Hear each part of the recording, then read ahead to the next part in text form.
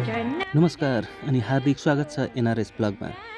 आज हामी एउटा यस्तो परिवारको प्रेरणादायी यात्रा लिएर आएका छौँ जहाँ एउटा सामान्य पेसालाई केवल जीविकोपार्जनको माध्यम मात्र होइन, इमान्दारी, मेहनत र सेवाको पहिचान बनाइएको छ। बाहुनडाङ्गी बजारका धेरै पुराना बासिन्दालाई शम्भु ठाकुरको नाम अपरिचित छैन। वर्षौँ अघि उहाँले एउटा सामान्य सैलुन सञ्चालन गरेर आफ्नो जीवनयात्रा सुरु गर्नुभएको थियो। सानो पसल भए पनि उहाँको व्यवहार ठुलो थियो। ग्राहकलाई सम्मानपूर्वक सेवा गर्ने, आफ्नो कामप्रति पूर्ण जिम्मेवार रहने र गुणस्तरीय सेवा दिने बानीले उहाँले बाहुनडाङ्गीवासीको मन जित्न सफल हुनुभयो। दिन, महिना र वर्षहरू बित्दै गए।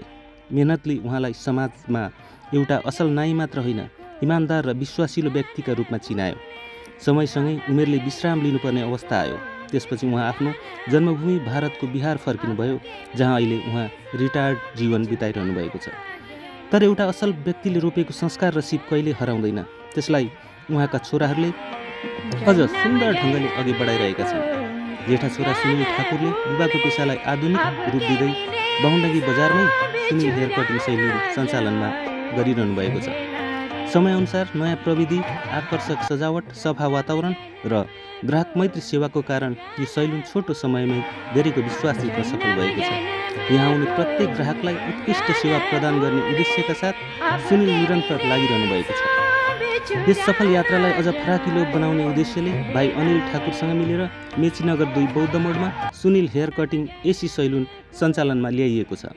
आधुनिक एसी सुविधा, व्यवस्थित वातावरण र नयाँ शैलीका हेयरकट तथा गुणस्तरीय सेवाको कारण यो शाखाले पनि ग्राहकहरूको राम्रो साथ र माया पाइरहेको छ।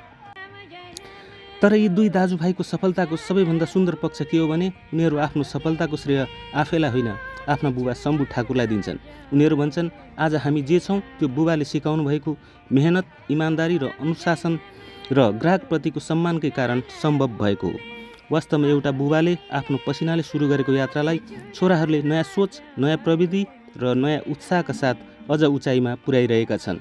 यो एउटा सफल परिवारको वास्तविक पहिचान हो, जहाँ पुस्ता फेरिए पनि मूल्य, संस्कार र सेवाभाव भने कहिले फेरिँदैन।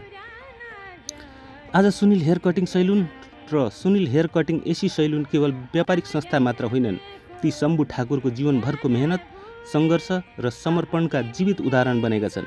यो कथा हामी सबैका लागि प्रेरणा हो कि कुनै पनि काम सानो हुँदैन। यदि इमान्दारी, निरन्तर मेहनत र सेवाको भावना छ भने त्यही कामले परिवारको भविष्य उज्जवल बनाउन सक्छ। अन्त्यमा हामी शम्भु ठाकुरज्यूको सुस्वास्थ्य, दीर्घायु र सुखमय जीवनको हार्दिक शुभकामना व्यक्त गर्दछौँ। साथै सुनिल ठाकुर र अनिल ठाकुरको यो व्यवसाय अझ उचाइमा पुग्दै जाओस्, अझ धेरै ग्राहकको विश्वास जितोस् र बुबाले सुरु गर्नुभएको सेवाको यात्रा पुस्तौँसम्म निरन्तर अगाडि बढिरहोस् भन्ने शुभकामना व्यक्त गर्दछौँ। धन्यवाद।